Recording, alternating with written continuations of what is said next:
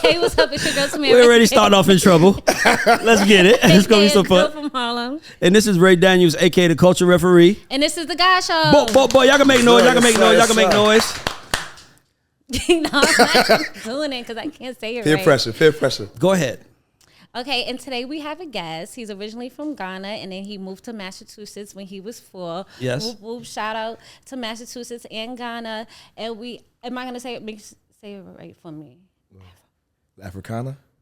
Africana. Okay, because I didn't say Massachusetts wrong. I don't even Massachusetts. Everybody in Worcester right now pressing you with a comment. Africana is in the building. Africana, give it up, Africana. Man, appreciate you. Africana, Thank Africana you. is in here sauced up, by the way. I don't know if you noticed Africana. I got to tell you something. I don't know if you noticed. I know Corey knows. I know Don knows. Aaron knows.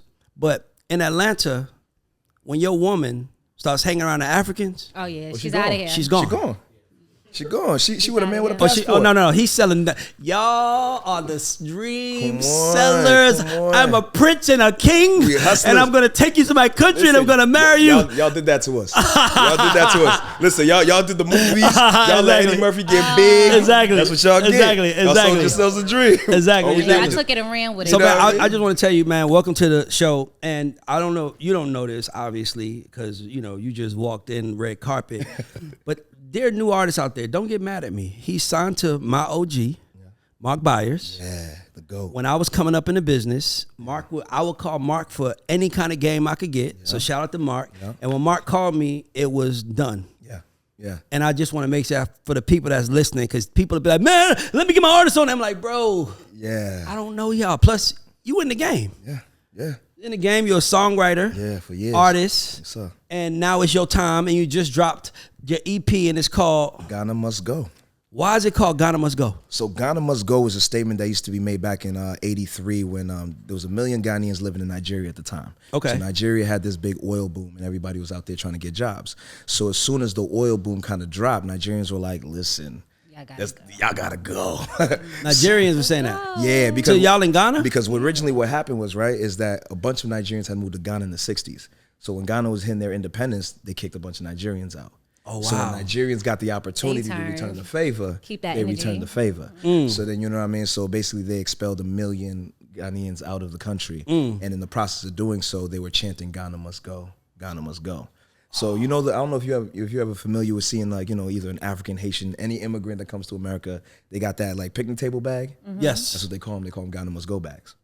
So literally what they was wow. is like they was basically getting people to go to their crib, take all your valuables that you can fit in this bag, stuff it in that bag. We'll see you at the border. Yeah. So this is a real famous picture with 1 million Ghanaians standing at the Nigerian border, and it's wild. So when I made the project, I wanted to do something that said something that would be a conversational piece. That would be something that it's a reclamation effort. It's something that I wanted to take the phrase back and just say, Ghana just, it's not about just Ghana must go, but Ghana must go far, Ghana must go well, Ghana must go home. You know what I mean? It's this real feeling of like, just reclaiming what was said and what was spoken and what it felt like and just making it something of my own, So, by the way, dope. I love that. I want to ask you a question. When you, a lot of people that watch this show are people who are like dreamers, people that want to be in the music industry, people who just want to be somebody. Yeah. You obviously have 2 talents. You're here as an artist, but you're also a songwriter. Yeah. Was the plan to always be an artist, or was the plan like to be like an artist and you fell into songwriting? I think the plan was to be an artist and I fell into the songwriting. For me, like I really feel like there was never a plan B. I think I was just like, however I can get in the door. I would have DJ'd if I had to. You know what I mean? By the way, I want to stop you for saying that, because that's what point I was getting at. I'm in the middle of writing my first book, and I talk about this, and I always tell artists, I'm like, it's not about how you want to get in the room. It's about getting in the room. What window is open? Yeah, like it doesn't matter. You could say literally say like you there to be an engineer, and then all of a sudden you playing beats and writing songs. I mean, you can't do nothing outside the door. I got into songwriting on low key on a whim because I had a homeboy. Mind you, I was in the middle of a PhD program. I started my first year with PhD. He's smart, by the way. Yeah, don't get it twisted. Mama didn't raise no fool. But, I started a PhD program and I was just burnt out. I was like, man, I'm like 7 years deep into college and university. You know what I mean? So I was like, I'm kind of burnt out. And I had a homeboy, again, God showing up when he's supposed to. He's like, hey, do you write pop music? And I'm like, yeah.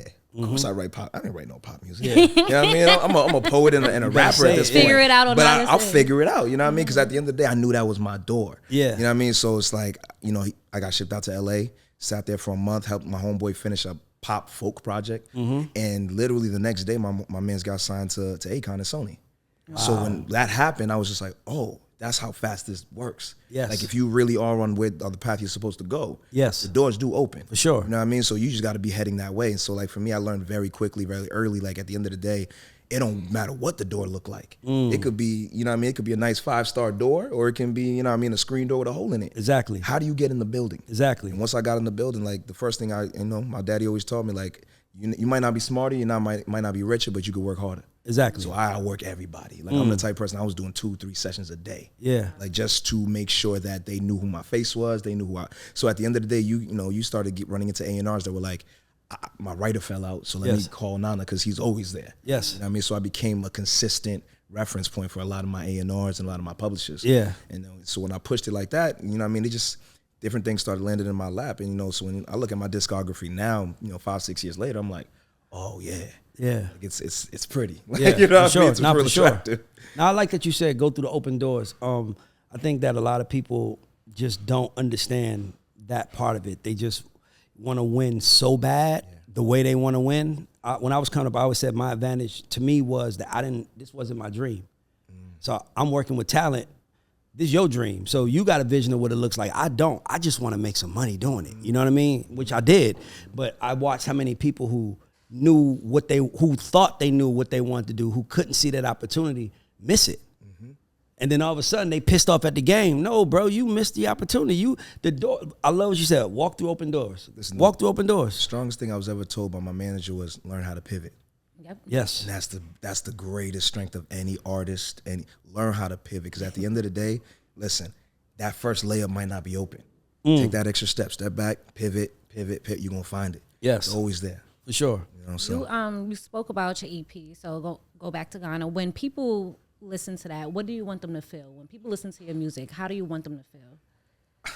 I want them to feel themselves in it. You know, for me, like I did not go into a project to make an Afrobeat project.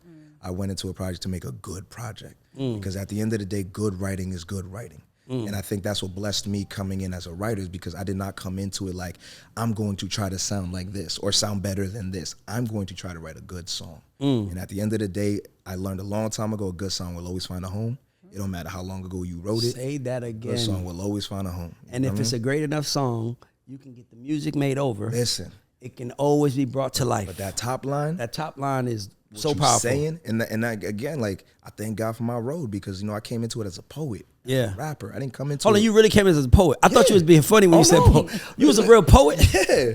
Like I was literally doing like spoken word in my city. Like if you go to my city right now, there's dudes who used to come on date nights to come see me perform. And you know what I mean? Like I grew up in an era, in a generation where, like, high school, to make money, I used to write into people's Valentine's Day cards. So you and your homies will come through my homeroom, bring me a bunch of Valentine's Day cards. I write little messages for you and your girl, $10 a pop. Bam.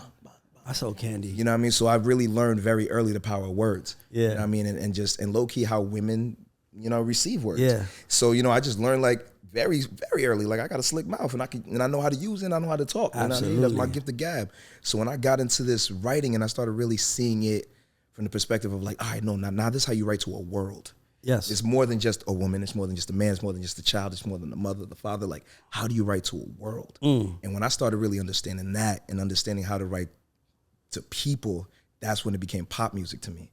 That's when I because when you said someone asked you, did you know how to write pop music? I wanted to let you finish, but I was just thinking naturally, like, pop. When people say they are a pop songwriter, it's so funny to me, because it's like, what? So that mean you write popular songs?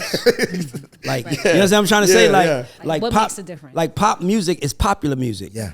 There's no real difference to me in if a song is a pop song or another genre outside of the person that's singing it is just white. 100%. So, you know, when 100%. Justin Bieber took the Music Soul Child record, Yeah. it was a neo soul record when Music Soul Child sung it. Justin Bieber sung the exact same song, and it's a pop song. It's a pop song. Because white people equal popular. 100%. So that's why I was just wondering because that. you forget the United States is mostly white. Like Yep. as much as we want to like act like, you know what I mean, we just around each other, so we Yes. see each other. Yes. But we're talking about 13% black. Yes. You know what I mean? So Yeah. you walk into a room and 100 people in the room, 13 of them are black. Right. That's why the pop music is considered white. Yes, You know? exactly. But for me, like what I really learned a long time ago is like with music especially is like pop music is less about color and creed to me. It's more about like how many people Read. can you touch? Yes. Like, can the same record that I play for Becky in Nebraska still work for Kwame in Ghana? Can the same record that works for, Jessica in Brazil still work for, Malik in Belgium? And it's something that I wanted to say that is very important. The biggest songwriter probably of all time is not even American. Who you saying? Max Martin. Whew. Max Martin You is talking about pop? Max Martin is probably the Woo! biggest GOAT. songwriter of all time. He wrote Yeah. "I Want It That Way" Yeah. for the He wrote all Backstreet of Boys. their- He wrote all Backstreet Boys, That NSYNC, whole and Britney songs, Britney, yeah. and then came back and wrote Katie. and then also came back and wrote the Weeknd's records. Yeah, bro. So So- generations of pop. Yeah, pretty Mac- No, he three because his first record he ever wrote was "I Saw the Sign" Yep. by Ace of Base in 1991. You forget that it's a family tree. By the way, I do this shit for a living. give me I some, have to give me know. some, You already give me know. some. But the Might point I have a was little making is that knowledge. Max Martin, his theory was it's not about what you're saying, it's about how it sings. Because the melody is world, most of the world don't speak English. They don't speak English. So as long as they can sing along, so like even us as Americans, we can sing Despacito. We can sing that. We think it means desperate, but it doesn't. It means something totally different. Point is that it doesn't matter what our interpretation is. Only thing that matters is, can we sing it? That's the lesson Akon taught me. Yeah, we were signed to Akon too, so I came up through the Listen, convict umbrella too. The first thing he taught me when I met him, he was like, you understand, like 85% of my fans' first language is in English. Yep. So at the end of the day, like I can't complicate this. You know what I mean? I can't hit you with difficult words. But then the magic of that is, can you be poetic with the simplest words? If you could do that, it's a smash every time. Like how well can you really convey complicated concepts but in simple words? So it's the same thing when somebody says you're not an expert until you can explain it to a child. You know what I mean? It's the same thing with music. You're not an expert songwriter until you can write it for a child. Yes, And so when you can do it like that, it's a whole different ballgame. yes, I agree. That's a really good way to look at songwriting. And so you said that you didn't set out to make an Afrobeats album, but like, what do you label your music then? Because you came up, like, I want to know what your musical influences even look like, because I'm pretty sure they're really diverse. It's crazy, yeah. And then how did that impact the type of music you made? See, like I got really lucky because I got a really, really diverse palette of music and just kind of through life experiences. So growing up in my mama's house, it's Ghanaian gospel music. It's like artists like Daddy Lumba. It's Amachi Dede. It's, you know what I mean? It's those really grounded Ghanaian artists. And then turn around and I get to America and I used to live by this train station. And, you know, back then we didn't have Spotify's and all, we had a radio. So it's like the only radio station that would come in this radio station called 96.1.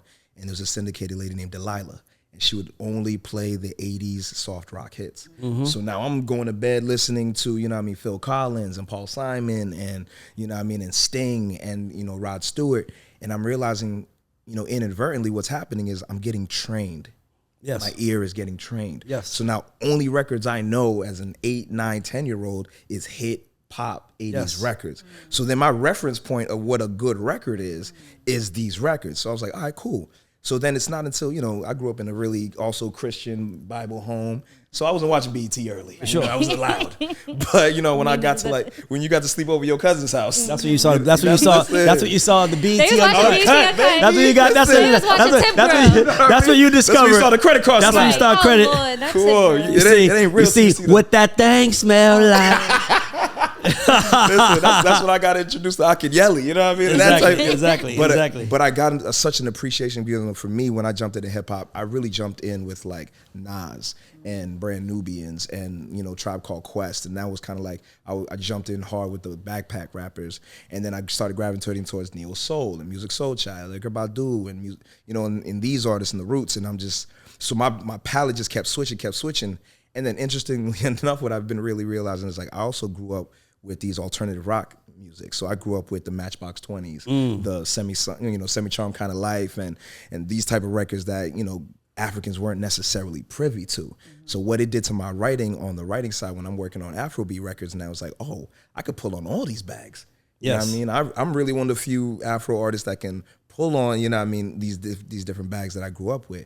So now that, you know, now that I'm here, like one of my biggest influences for a solo project was Paul Simon's Graceland album. And the reason I pulled on that because when I was young, my mom had the VHS. And I remember watching this VHS and watching this white man go to Africa and perform in front of, you know, all of South Africa. And I'm like, wow, like he got, you know, he got black, you know, producers, he got black musicians, and I'm just like, I love this. Yeah. What does this look like when the African kid does, you know, the white music essentially? Yes. And what does the reverse feel like? So I was like, all right, I'm gonna really jump into this artist bag and really embrace that and really embrace this brand that is like Lord Africana and becoming this new generation of, you know, the Africans. Because for me, I feel like there's this breed that's being created right now with Africans, where it's like now you have these duality of cultures. You have these people that grew up in Ghana but also grew up in America.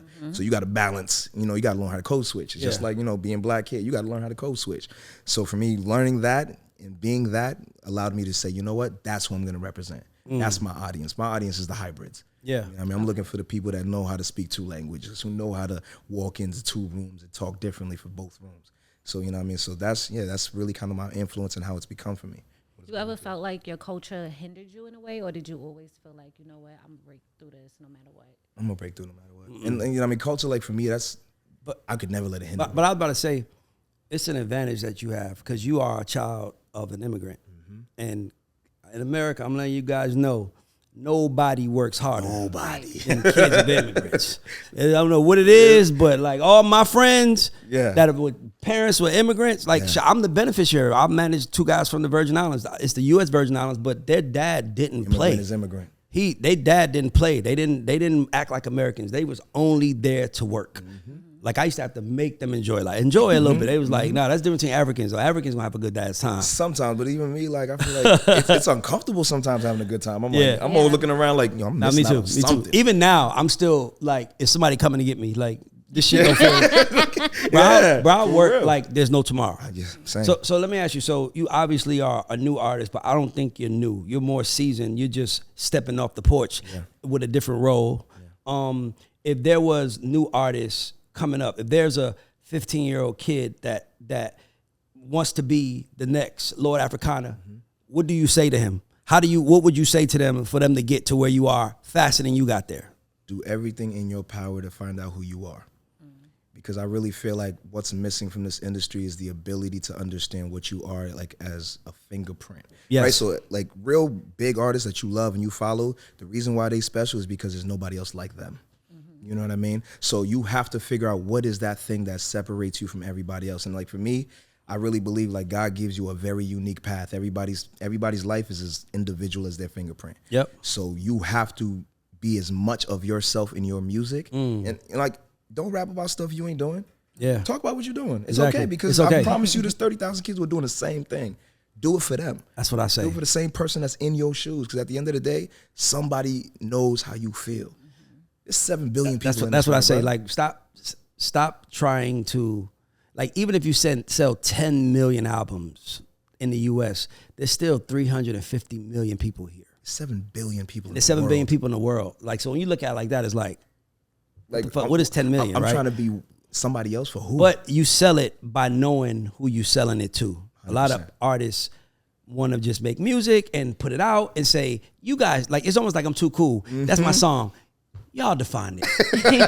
Okay, nigga. I feel like labels are doing that too, low key. No, labels are. Labels are the worst at it, by the way. And here's the reason why, because they don't even have people in the room that can tell you that. They don't have guts. So when I'm listening to you talk, I'm like impressed. I'm like, man, it's really, like, I think it's really easy to be successful in the music business. I believe it's not hard. It's the hardest part is figuring out who you are.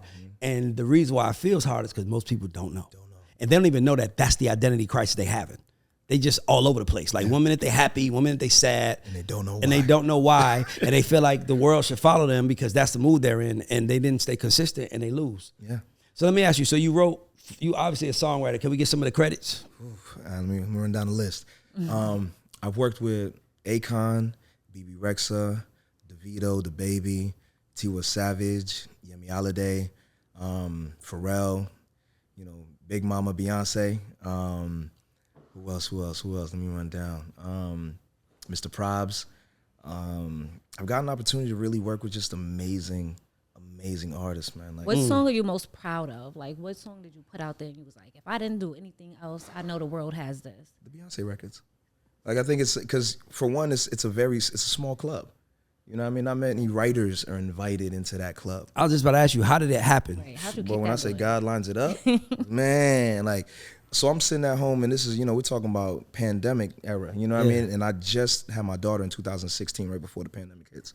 And I'm sitting at the crib, and I'm like, yo, I can't go back to LA like I used to. I can't, because I used to spend like 3 months in LA, 3 months off. So I'm like, I got to stay home.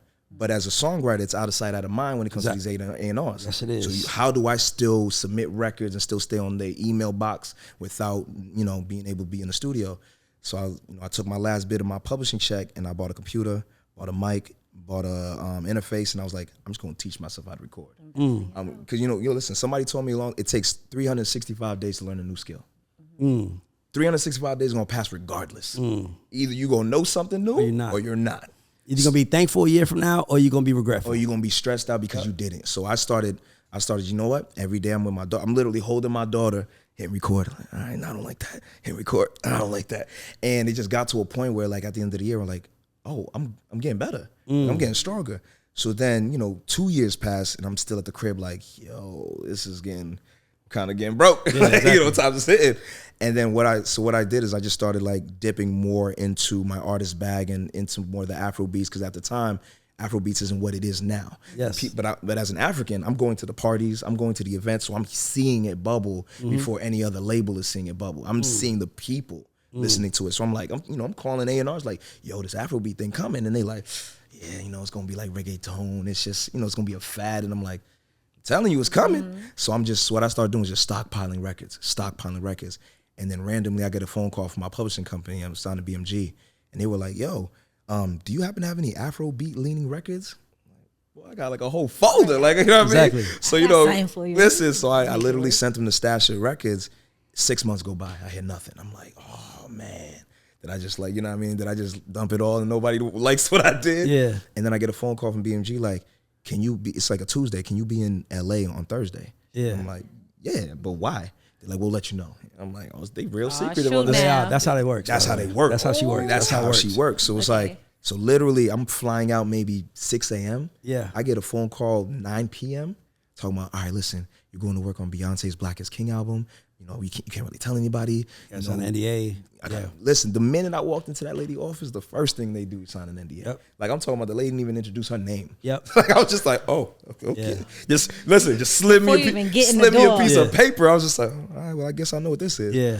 But one thing I got to say, like, I will always tell people about this experience, and this is why it's the most important record to me. I got to see her work ethic. Yes. And that changed everything. Yes. Because, you know what I mean? When you're seeing people from the outside and you're seeing success from the outside, it looks real easy. Yeah. It's like the Michael Jordan quote, did I make it look too easy? Yeah. But when I'm sitting here in this lady's office and she's meeting with Adidas, and then she turned around, she's meeting with Pepsi, and she turned around, she's doing a photo shoot, and she's turning around and like okaying looks and outfits that she needs to. I'm like, oh, I see what this is. Exactly. I see this is a machine. Right. Yeah. And you have input on every part of the machine. Because once you know how the machine works, you know how to bend the machine. Yes. You know what I mean? So once I realized that, I was like, it made me go back and look at my project and look at my artistry and be like, oh, this needs to be a machine. Yeah. This can't just be recording records and dumping them But online. you don't notice, but you were already the machine. Yeah. Like, even as you're hearing, you're saying, see, this is what I tell people. You literally were preparing for that moment. You didn't know. Not at all. Because what people don't talk about is those 6 months. When I say, man, that was a hard 6 months, that shit feel like, man, that ain't nothing. Yeah. Right? But when you in month 37, I mean, you in day 37. Listen. And you don't know if what it look like. You don't know He if said nobody likes this. No, I'm saying, like, that's what I'm yeah. saying. Like, those moments You start beating yourself. pass. Yeah. And then it's like, especially when you trying to get something, Yeah. every day matters. Yeah.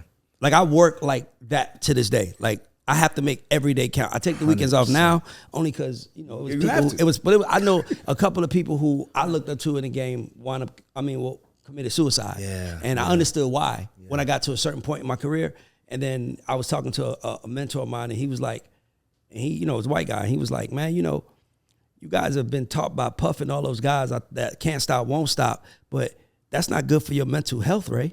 And he was like, you need to take a couple of days off for yourself. And I was like, what? Let me try it one weekend. I ain't stopped doing that 5 years later. No, I don't even want to talk to you on a weekend. I need a chance to reset my brain. I don't even want to talk to you. So what you did was you stayed in the process. Didn't know that the biggest artist in the world was coming in 6 months. Because if you knew that, you probably wouldn't have been working so hard. You know what I did though? That same year, because I'm very much like, again, this is the Bible kid in me, right? I'm very much the kid who writes visions down to make them plain. For sure. Right? So my mom used to teach me when I was a kid, it's like, if you really want something, write it down, post it somewhere you're going to see every day. And strangely enough, it always come true. I promise. So at the beginning of that year, I wrote down 2 things. I wrote down I want to work with a major label artist, and I want to be Grammy nominated. I was like, because you know what I mean, you got to make it so only God can do it. You feel what I mean? Like, because otherwise you're gonna think it's you. But you know, I think also, I'm gonna take it further. I think also writing it down now makes you responsible. 100%. So it's like your body and your mind agree. Because the minute that you're doing something that goes away from that, it don't matter what nobody in this room think. You know. Because you made that agreement with yourself. And when I started doing that, everything changed. Everything just started moving differently. So it's hard for me sometimes when people be like, "Are you excited?" You like, it's like, I expected this. You know what I mean? Like, it's no disrespect to nobody. I just expected to be here because I had the conversation with God. We already chopped it up. He already told me, like, this is what you're going to get. So it's like, for me, I move at a different level of confidence.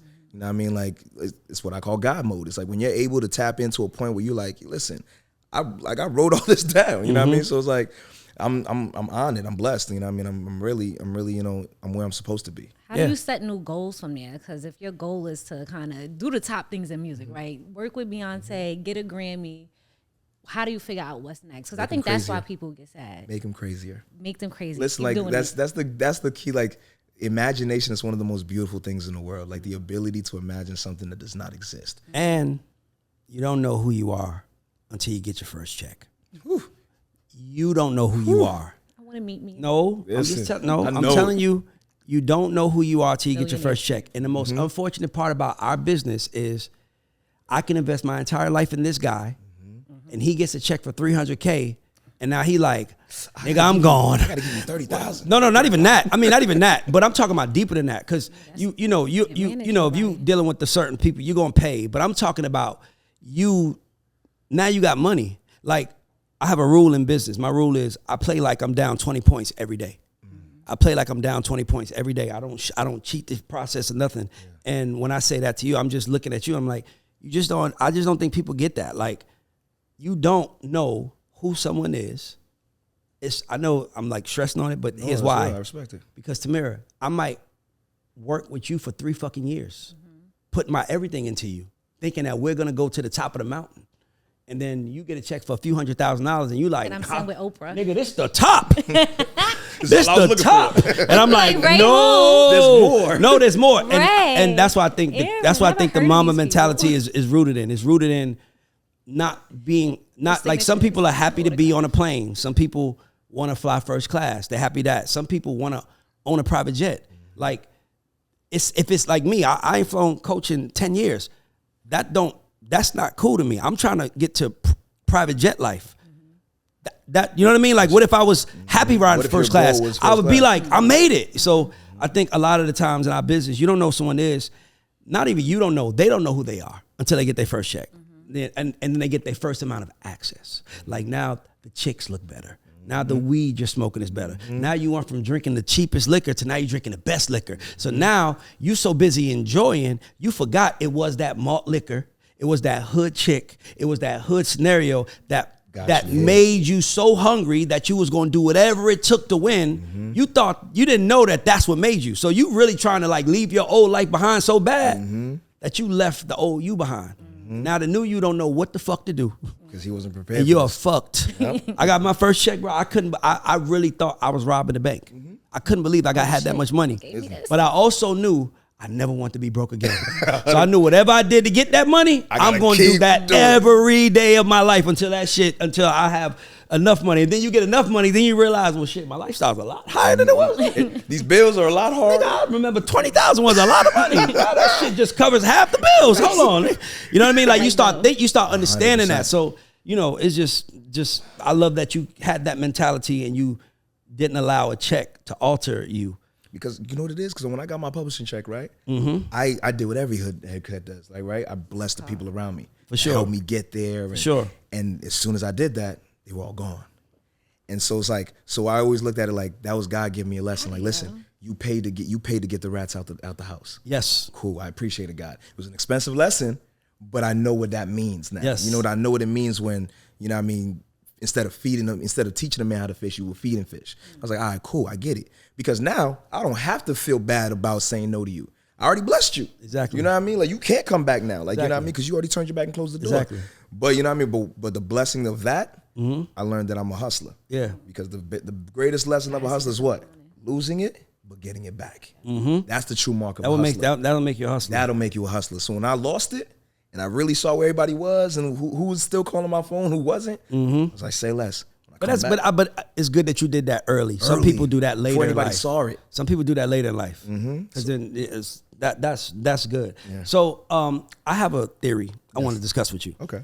Well, not even a theory. We were talking about it on an interview. What I learned was that, because we talk about the state of R&B a lot on this show, and then I also speak about how hard it is for male R&B singers to talk about love because it feels lame. Afrobeat artists do it all the fucking time and it sounds cool. How do y'all do that? We're lover boys. Like, you know what I mean? By nature, like, it's in the culture. Like, you know what I mean? Like, you understand, my grandfather had 14 kids. You know what I mean? My grandfather's brother had 48 kids. You know what I mean? Like, you're talking about a society that was very much so driven by patriarchal nature. You know what I mean? Like, you know what I mean? So it's like, it's in the nature of African men to woo women and chase girls and, you know, but maybe you can help with this, Samara, but America has embraced it. So when you think about, like, because I'm in love with you, girl, like, I think it goes to name a male R&B artist that said that on a record lately. That was a hit. And there's another layer to it, right? Toxic music is too popular. No, but I'm saying, but this is my point. If we say toxic music is so popular, y'all are able to not be toxic and win. It feels good. Afrobeats feels good. Like, is it the even tempo? If you don't know what it is. Is it the tempo? Tempo and melody. It's tempo and melody. Like, melody is very, like, you don't realize how good these melodies really I think are. I know what it is. What do you think? I actually know the answer. Go ahead. It's the accent. Oh. I'm not even. Every girl loves a foreigner? No. I'm just saying, like Don Vito can come in here and say something like a dude from Gary, Indiana. Hey, y'all need to chill out. And people will be like, well, listen, That's supposed Don, to be. He sound like the crab from behind Little you. Mermaid. I'm saying, I'm saying, but when someone says it in a British accent, Oh, that British accent. that British accent have niggas standing up straight like, oh, the accent. Listen. Hold on. You heard what he said? He said, Trio. yeah, like, exactly. They just sound smarter. So I think So that it's is like, it's something. exotic. I think exactly. Okay. I think it's almost like that's how they talk where they're from. That's how they talk where they're from. So we'll let that happen. But when you listen to the songs, Afrobeats is the only people talking about love in black music right now. This is the Even other the women are toxic as fuck. This is the other challenge I want to Yes. give Afrobeat Black women. music, though. Oh, we got a challenge. I for people. want to see them take it to another layer. And what does that look like? Meaning, like, don't just talk about love. Oh, you about to fuck? So What you about to kind fuck of it up? love? You about to Like, fuck it up? not even, Africana, we no. need What you. diversity Y'all do you winning want right here? now. We trying to figure out how to talk about love. I mean, to keep doing it, like, but there's other. Life is way deeper than just Give me love. an example. All right, so a good artist that I love right now is Omale, right? Okay. Omale has a good way. He's on Warner. Yeah. Yeah. But he's able to talk about depression and being sad and being unhappy about certain things, but still make it beautifully. Where you're sitting there, you're like, this is a beautiful song, and I did not know what this was about. You know what I mean? So it's like, I want the subject matter to be more diverse. Because, like, there's going to come a point where people are like, they're going to pigeonhole you and put us just in that lane where I only want to hear Afrobeats when it talks about this. Yes. So if you don't immediately kind of rip that Band-Aid off and show people like, oh, I could talk about this, talk about this, talk about this, that's what's going to happen to Afrobeats. So that's my only challenge to Afrobeat. I think it's the accent. I still think it's the accent. I'm gonna tell you, like, dog. The reason why Drake is so big is because his accent. When he talks. No, when he raps. You hear an accent when he raps? No, I'm not. No, that's why it works. He sounds like he raps on Southern beats, and you can follow every word. Yeah. He has Southern flow, but you can follow. You know how I learned this? Drake's song Controller. Controller is one of my favorite Drake records. And you know, I manage guys from the Caribbean. So you know me, I'm an American. I'm just jamming to that shit. I'm like, Controller. And he's like, Ray, you don't know why you like this? And I'm like, Tehran. He was like, I was like, no, this shit hard. He said, Ray, he's singing in a Caribbean accent, but with a Caribbean melody, but he's singing in an American dialect. So he's like, and I never want to waste you, shawty. Don't like like it sounds Caribbean because the beat is Caribbean, but it's tricking the mind. Listen, that's why my project is sounding. It's tricking the mind. 100%. So I'm telling you, that accent fools us. It fools us. I'm telling you, that accent. I learned that from Akon, by the way. Yeah. He said, Akon said, if you got an accent, no matter where you go in the world, use it because no one can challenge you. 100%. Like my New York accent gets me so far in life. I just had to throw that. Wait, okay. We talking. So it's not one time when she can't bring up. Where has the Young accent? Bring it up. Lord Africana, we will be talking to a pastor, and she would be like, "So you know, you heard what Funk Flex did?" And the pastor like, "Who's Funk Flex?" She's like, "Funk Flex."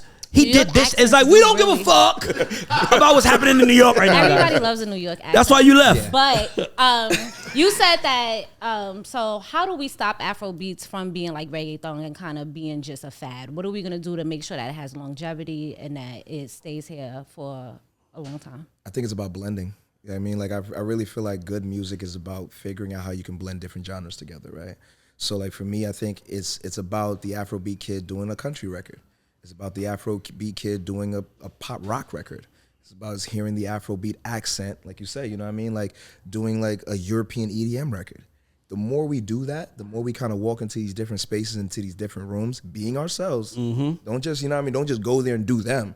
Go there and be yourself. Yep. The more we're able to do that, I'm telling you, it'll change everything. And not only that, we can't question it. That's the best part about it. In the States, we can't question it. How you gonna say he's doing it wrong? How we gonna say he's doing it wrong? Right.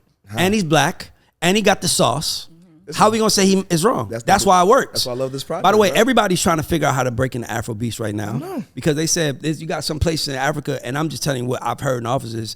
Don't get offended. I'm just saying what they say. They say that you have people in Africa that might not have access to water within a mile or two, but they all got phones in their hands, which means that they can be streaming customers. The secret is they plugged into the internet, bro. Yep. So the fact that they have access to the internet gives them the opportunity. So you like. And this, how many people in Africa? Who knows? There's 54 countries. Exactly. I know Nigeria has 200 million plus alone. Lagos alone has 16 million. So you talking about maybe a billion people, a billion people in Africa who have phones in their hand that can stream music. Oh, the colonizers are coming. White people are they're gonna communists. They're going to give you the money. They gave y'all niggas internet and phones and not water. That's what. That's really what that's crazy when you think about it. People keep asking why like Afrobeats now, and it's like that's why. Yeah, we plugged into the internet. Like, we literally now can upload our own music. How important is it for you to be successful in both areas? Like be successful here, but also be successful in Ghana. Very, very. I think for me, like. Because growing up, right, like growing up as a Ghanaian in America, like there's a very distinct upbringing for us. You know what I mean? Like for me, like I grew up in, I was blessed though because I grew up in Worcester. And Worcester, Massachusetts is really interesting because it literally has the highest concentration of Ghanaians in the entire United States. So mile for mile, we literally have the most Ghanaians in the US. So it's like, it's the one city I could have grew up in and still remain culturally Ghanaian. Yeah. You know what I mean? I'm talking about the restaurants, the churches, So you were surrounded by culture your whole life? I never felt like I was not being Ghanaian. That's fire. It's rare. That's fire. It's rare. You imagine moving to New York. Yeah, we got a little strip on 118. You got strips. You know what I mean? You got these enclaves. You got these little, like Chinatown. They built a whole Chinatown. By the way, that's the second word you done said that I don't know the definition of on the show so far. I know you went to college. You said enclave. Listen, Corey, he said enclave. I'm about to Google that shit as I'm sitting here. HBCU, man. That's the HBCU Which education. HBCU you went to? Alcorn State University, man. The Shout illustrious out to them. Alcorn State University, man. You didn't pledge or nothing? You said no, I didn't pledge. I didn't pledge. All right, let me mind this my was too much money for that first due and excuse fee. me. Listen, I come from an immigrant family, man. We cut the costs where we can cut them. Oh, I feel you. So you know what I mean. Enclave is a portion or territory within or surrounded by a larger territory. Look, and he used it in the proper on, man. terms. Nigga, you cold, brother. I want to see you go to the top. I Just like you use big words and shit. Well-spoken individual. Just how you get around the white folks and be like, no, it's an enclave. And they be like, No, it's not a they be borough. texting each other like, this motherfucker is smart. We can't play the dumb games with him. He's intelligent.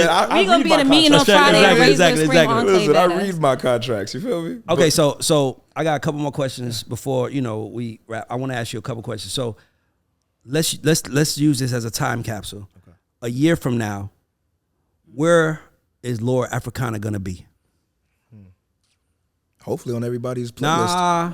Nah, we not saying hopefully. Okay. You was raised in a house where you wrote stuff down. You're right. You're right. See? You're right. I'm with you right now. I'm holding you accountable. I'm your accountability brother. 100%. Where are you going to be a year from now? I'm gonna be traveling and touring. Traveling and touring. My goal is to be on a global tour. With so a global tour with a bigger act or your own global tour? With a bigger act. Like Gotcha. I've never been the type of person to want to jump off the porch and not know what I'm doing. For sure. I want to see examples. I want to see what is, what's out there, what people are really doing. So for me, like, I want to jump out with a bigger act. I always tell artists this, and I'm gonna do it to you because I wouldn't do this to an artist normally, but you're smart.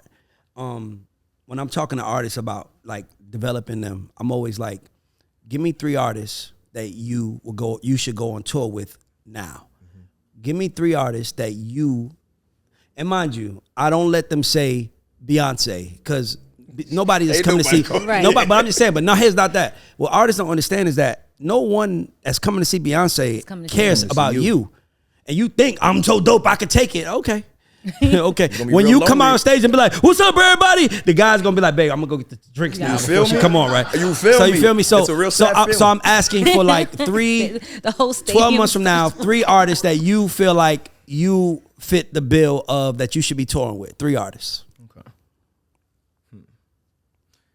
See, it's interesting for me because I like smaller artists. You know what I mean? So I'm gonna That's say, even better though. Yeah, you know. I didn't say you on one. Like, By the way, I'm not saying Yeah. you got to be performing in front of 20,000. Okay, good. But by the way, that's the trick part to the question. That's why I feel comfortable asking you, because sometimes you want to go so big, you're not realizing it's too big. So I'm like, what artist would you like to be on tour with right now? Or 12 months from now, who we can find you on tour with? Right now. By the way, Corey, I want tickets to the tour because I'm manifesting this shit. Of course. I'm a co-manifester. Listen, I would love, Nigga, I'm Corey Sparks. I would love to have a I see you, 3-man tour. motherfucker. I like co-manifesting. I would love to have a 3-man tour. This Okay. is me. This is I will have a 3-man. yeah. There I you will go. have a 3-man tour, and this is with me, Feels, Okay. Nigeria, and He's on 1 or 2, so that's possible. low key, me, Feels, and Omale. All Warner artists. I think. By the way, it'll be a you might good not. tour. Corey can put that together right now. Listen, Corey.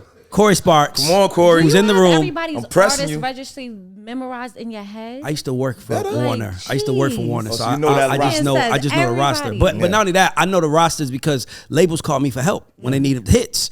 So when They gonna give you them they gonna names. give you names like Ray, this is such and such a republic. I Yeah, need help yeah, with this. yeah. Okay, but so that's 3 artists that you would. That's 3 artists that you. If I No, gotta no, go you on got. You tour said today- 2. Fields, Omale, give me 1 more that you want to be on tour. No, I said 12 months from now. Okay. Oh, 12 months from now. That feels possible though. That feels right. 100%. So 12 months from now, you on tour either Omale, Fields, or give me 1 more. Gotta go with Auntie Tiwa. Tiwa Savage, man.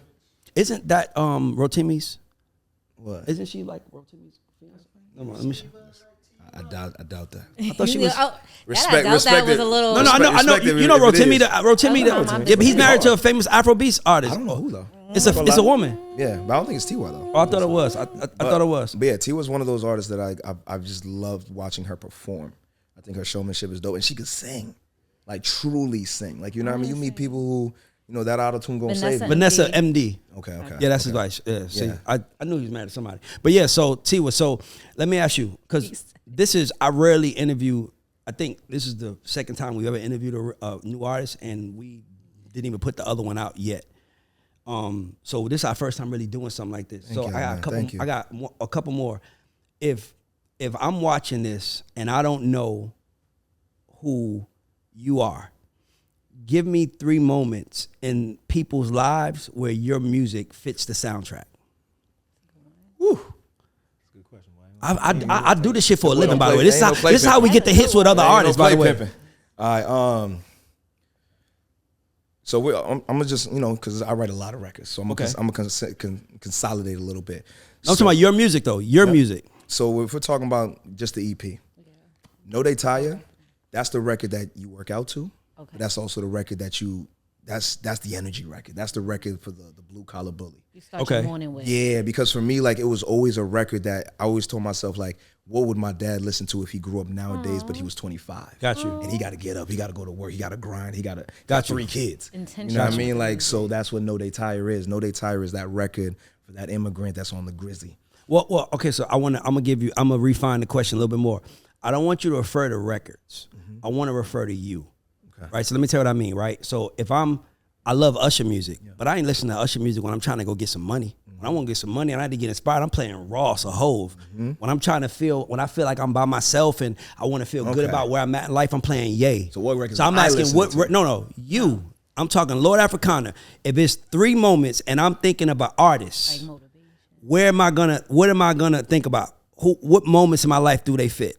Right? So I give an example, right? So when Our City's Locked Away with featuring Alan Levine, the reason why I picked that as a single was because he says, if I got locked away and I lost it all today, tell me honestly, would you still love me the same? And I was like, I asked that as a human. So that moment fits the moment when I'm talking to like my girl and I'm being vulnerable, right? So if I'm being vulnerable and I'm like, yo, would you still fuck with me if I lost it all? That's the soundtrack that moment fits to, right? So when I'm working with artists, I think that, and by the way, this is why I'm the best and these other label niggas is whack as fuck because they're just trying to get a hit. And when I tell artists is that you have to own a mood, right? You have to own a mood. I have to know when I'm like right now, if somebody says, man, we need some energy in here. I'm not thinking play a Usher song, even though Usher's incredible. If I'm vibing with a chick, I'm gonna play an Usher record. You feel me? But if I'm trying to turn the crowd up, I might play Black Eyed Peas, fucking Pump It Louder. You know, it depends on what color the crowd is.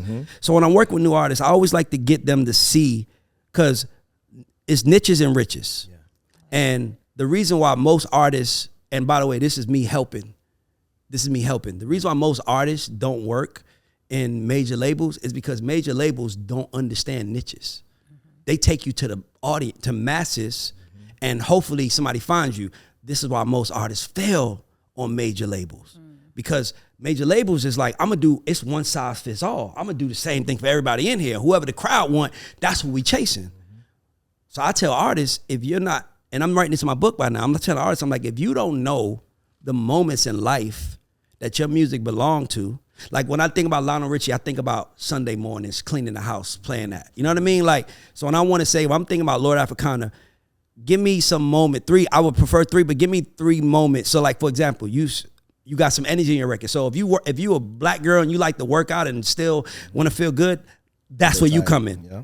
So that could be one moment. Yeah. So give me 2 more. Okay. So Pillow is the moment when, you know, not the song. Okay. You. I want to talk about you, right, the brand. So the moments for me is like, I feel like there's the girl who is dealing in a relationship who is kind of deciding she wants to leave, doesn't have that cosign yet, doesn't have that thing that's so if a female is being vulnerable but she's looking for strength, your music, see how that work? Yeah. See how that work? Now let me tell you how that works. Let me tell you why that works. Well, give me one more, then I'm gonna tell you why. Okay. And then for me, like another situation,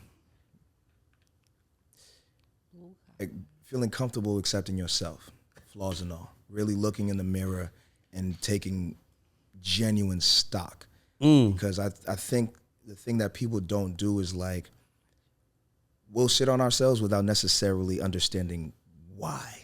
Honest moments in your life. True moments with yourself. You know who gives me that? For when I think about want to be honest, this is how music works.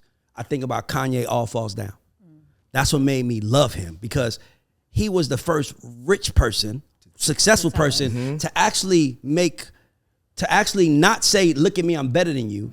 And he was saying, look at them. It seemed like they have the American dream, but the people highest up got the lowest self-esteem. So when you coming up as a dude who's broke, when college dropped out, I was broke, those words was like motivation for me. Because you think the people are up there because they better than you. Kanye gave us the answer. They not better than you. When he did Big Brother for Jay-Z, and he's explaining like, Jay-Z about to rock a show, I'm thinking, oh, I'm about to come, and then they was like, you could buy 2 tickets. Like, that shit was like powerful, but it was real though. It was rejection, and he was talking about it from a victor way. He wasn't a victim in a rejection. He was strong in a rejection, and I think that's why no matter what he does, I won't turn on him, because whatever he's doing, he's already shown us that I'm not like these people up here. And I've done what they've done because I wanted to be like them, and then I realized that they wasn't better than me. So when you're going out, and Corey knows this, when you're going out and they're trying to get your music out, the label has to be lazy. They have to be. No disrespect to you. They literally go from like, this is your day to Corey might have another artist tomorrow, then another artist the next day. So he kind of can't get so emotionally invested in everything because he knows tomorrow they're gonna give him something else to do. But the thing that I feel like we labels should do is help artists, which is artist development, help artists figure out who they are. Figure out what they most. So now when Andrew goes out for fucking playlists for you, of course he wants New Music Fridays, but he might say women's strength. It might be a playlist that is like strengthening women. Now your song fits. It might be a playlist where it's like beautiful girls that work out. You have a song that fits. And now you're helping him think. Curate the moments. But if you don't curate your own moments, the label is not set up to curate it for you. This is why most artists go on major labels and fail. Because the label is not curating you. They're just like, we're going for this, we're going for this, we're going for this. I know I worked at a label. I know how it goes, but I want to go for where you fit. Because I much rather be on a playlist that has 100,000 followers, but it's all your fans, than go to a playlist that has 3 million followers and I'm trying to fit you in. And I'm trying to fight. Nah, I want to go where you are. Like, dog, I don't care what it is. Like, you could always like go to Spotify. Anybody in here, go to Spotify and just search something like broke up with my boyfriend and I'm pissed. You'll find a playlist for that. Interesting. You'll find a playlist for that. Yeah. So if you can't figure out where your music belongs, like brunch, Sunday brunch vibes, there's a Saturday brunch vibes playlist. Like I'm telling you, like these playlists of things. Spotify. Huh? I gotta get Spotify. You should. Because Spotify really helps you understand the enclaves. Did I say it right? You better. See, Corey, I know how to use my education. That's how black people learn new words. You gotta use them. I just say, I think I used it wrong, by the way. I kind of did, but the point is that I want to see you win, brother. Thank you, and I know Mark knows this, and I don't have to say it, but like because this is a new artist, I'd rather focus on helping the way I would if I worked at the label. Because when I'm working with new artists, this is why we have been in the 18 years the way we have. Because most people just say, let's give him a hit. And I'm like, let's give him his hit. But then I got to ask you, where do you want to exist? Where do you want to exist? Because once we figure that out, now we can aim properly. So when we made Big Energy for Lotto, the thought process was, very pop beat, very friendly to the white community, to the air. But then when you hear for the first time, she's saying, I could tell you got big dick energy. You know, as a white woman, this is a black girl. It's not a white song. You still could like it, but you know it's a black woman singing it. Because you know Taylor Swift ain't gonna say you got big dick energy. So you figure out it's a black woman saying it. All those things are intentional in how you break an act. Every song is an opportunity to tell an audience of people that I'm here for you. Like if you want, I don't give a fuck. This man has done some of the most fucked up shit in the world. But when you want to fuck a woman and you black, nigga, R. Kelly is the fucking answer. Listen, he owns the moment, and his best song is "I Believe I Can Fly." About inspiration.